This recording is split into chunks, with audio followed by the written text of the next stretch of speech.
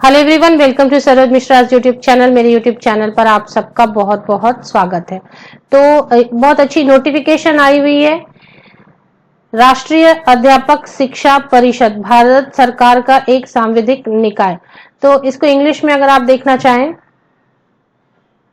तो national council for teacher education, a statutory body of the government of India. तो government of India की एक statutory body है national council for teacher education. तो यहां से आई हुई है नोटिफिकेशन। तो यहां पर हम समझते हैं इसके, यहां पर आप देख सकते हैं engagement of academic consultant on short term contract basis. तो अच्छी नोटिफिकेशन है, इसको कवर अप करते शॉर्ट टर्म में है बट अच्छी नोटिफिकेशन है। इस तरीके से नोटिफिकेशन आपकी डाउनलोड होती है, जहां पर दो तरीके के डेजिग्नेशन है, नंबर ऑफ पोस्ट भी अच्छी है और कहां से है ये, कहां पर काम करना होगा एटसेट्रा, ये सारी चीजें आप समझते हैं। National council for teacher education recruitment academic consultant है, जिसमें जूनियर एकेडमिक कंसल्टेंट को ₹50,000 मिलेंगे एंड सीनियर एकेडमिक कंसल्टेंट को 1 lakh rupees per month fix salary दी जाएगी। यहाँ पर कोई भी एग्जामिनेशन नहीं होने वाली है, कोई भी फी नहीं है। There is no application fee, no examination. तो डायरेक्टली जो भी शॉर्टलिस्टेड कैंडिडेट है उनकी सिर्फ इंटरव्यू बेसिस पर सिलेक्शन फाइनल होगी। तो एक बार हम पीडीएफ को रीड कर लेते हैं, जिससे समझ आएगा कि आप में से कौन कौन यहाँ पर एलिजिबल है, जॉब लोकेशन क्या होने वाली है। 8 अप्रैल 2021 को नोटिफिकेशन जारी कर दी गई थी, जिसमें वैकेंसी सर्कुलर, जिसमें कि दो टाइप के डेजिग्नेशन, नंबर ऑफ पोस्ट अच्छे हैं। एक है senior academic consultant in the national council for teacher education, sector 10 Dwarka new Delhi. 9 post है सीनियर एकेडमिक कंसल्टेंट के लिए। और दूसरी जो पोस्ट है वो दूसरी जो डेजिग्नेशन है वो है आपकी junior academic consultant in national council for teacher education, sector 10 Dwarka new Delhi. 9 post इसमें भी है, शॉर्ट टर्म बेसिस पर है, लेकिन यहाँ पर 45 इयर्स के कैंडिडेट, 45 इयर्स तक के एज लिमिट वाले कैंडिडेट्स एप्लीकेशन डाल सकेंगे। और अगर क्वालिफिकेशन की बात करें तो आप में से बहुत सारे लोग यहाँ पर एलिजिबल हो सकते हैं अगर आपके पास वर्क एक्सपीरियंस है। तो सिर्फ पोस्ट ग्रेजुएशन की डिग्री मांगी गई है और कोई भी डिग्री नहीं मांगी गई है, ना ही बीएड मांगी गई है, ना ही नेट या फिर पीएचडी जूनियर कंसल्टेंट के लिए। सोशल साइंस में या फिर एजुकेशन में अगर आपने पोस्ट ग्रेजुएशन की है, मीन्स अगर आपके पास एमएड है या फिर सोशल साइंस से एमफिल की है और 5 इयर्स की आपके पास एक्सपीरियंस है। एक्सपीरियंस में भी काफी सारी वेराइटी दी है, फील्ड सर्वे की है या फिर डेटा एनालिसिस की आपको एक्सपीरियंस है, डेटाबेस डेवलपमेंट है। अभी मुझे समझ आता है कि डेटा एनालिसिस की स्टैटिस्टिक्स वालों को भी एक्सपीरियंस होती है, तो आप एप्लीकेशन डाल सकते हैं। एमबीए वाले भी अगर उन्होंने डेटा एनालिसिस या फील्ड सर्वे की है 5 साल, तो वो भी एप्लीकेशन डाल सकते हैं। वर्कशॉप ऑर्गेनाइजेशन की अगर आपको एक्सपीरियंस है 5 इयर्स की, ऑनलाइन टीचिंग की हुई है आपने, सेंट्रल रिसोर्स है, आप सेंट्रल या स्टेट गवर्नमेंट में पीएसयूज में अगर आपने काम किया हुआ है 5 इयर्स, मीन्स बहुत सारे लोग ऐसे होते हैं मल्टीनेशनल में आप काम करते हैं फिर अभी आपने काम छोड़ दिया वगैरह, या आपको चेंज करना चाहते हैं, तो ये एक अच्छी अपॉर्चुनिटी। फिलहाल 6 मंथ्स है। स्टैट्यूटरी और सेमी गवर्नमेंट या ऑटोनॉमस बॉडीज में, एजुकेशनल इंस्टीट्यूशन में, कहीं पर भी आपने काम किया है 5 इयर्स के लिए पोस्ट ग्रेजुएशन डिग्री के साथ में हायर लेवल पर, तो आप यहाँ पर बिल्कुल जूनियर कंसल्टेंट के लिए एप्लीकेशन डाल सकते हैं, जिसकी सैलरी कुछ इस तरीके से बताई जा रही है। Consultant will be paid monthly या consolidated remuneration of ₹50,000 per month. 50,000 रुपए फिक्स आपको दिए जाएंगे, उसके ऊपर कोई भी एक्स्ट्रा अलाउंस नहीं दी जाएगी, 50,000 रुपए फिक्स दिए जाएंगे।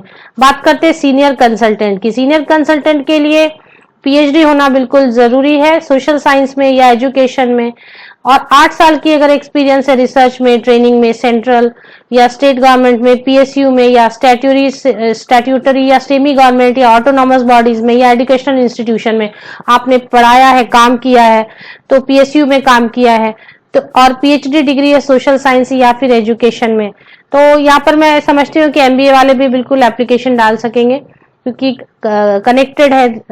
और 8 इयर्स की एक्सपीरियंस होनी चाहिए, PhD and 8 years of experience.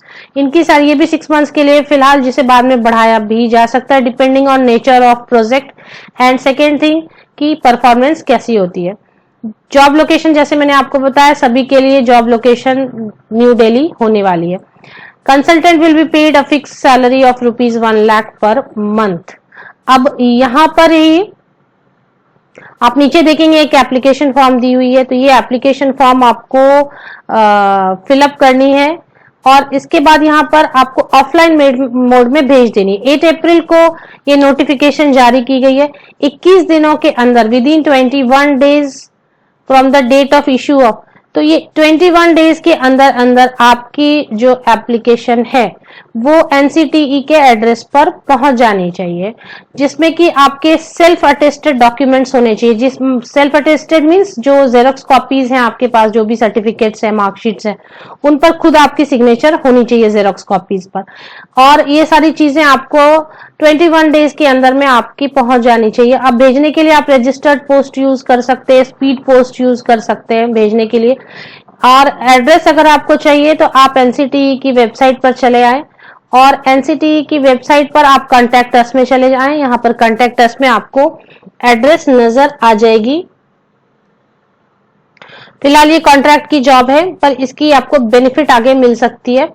National council for education teacher education Dwarka, ये आपको एड्रेस है, इस एड्रेस पर आप एप्लीकेशन भेज सकते हैं। एप्लीकेशन के ऊपर आप जरूर मेंशन कर दें कि आप किस पोस्ट के लिए एप्लीकेशन डाल रहे हैं और बाकी की चीजें ऊपर एनवेलप के ऊपर जरूर मेंशन किया करें।